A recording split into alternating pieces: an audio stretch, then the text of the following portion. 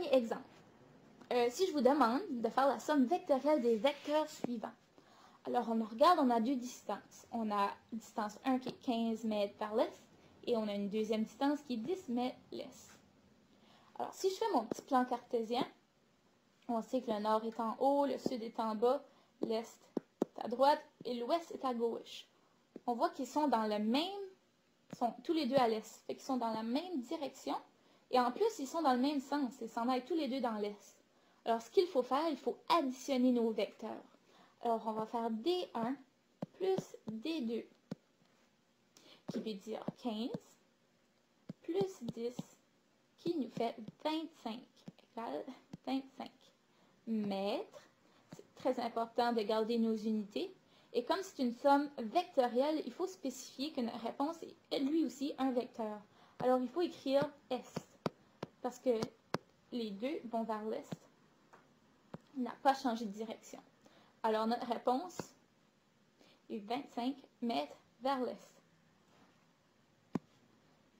Oh, ici, on a un problème. On a l'est et on a l'ouest. Alors, si je refais mon petit graphique, on a le nord en haut, nord. On a le sud en bas. On a l'est et on a l'ouest. On y en a un à l'ouest et un à l'est. Ça veut dire qu'ils sont dans la même direction, mais sont de sens opposé. Alors, qu'est-ce qu'il faut faire? Il faut faire la différence entre les deux. On va prendre la grandeur la plus grande des deux. Fait qu'on voit que 8 est plus grand que 5. Alors, on va garder l'orientation ouest.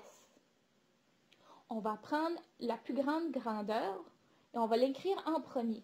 C'est-à-dire qu'on va faire D2 moins D1 pour que ça nous donne un chiffre positif. Alors, on a 8 moins 5 qui nous donne 3 mètres. On garde les unités.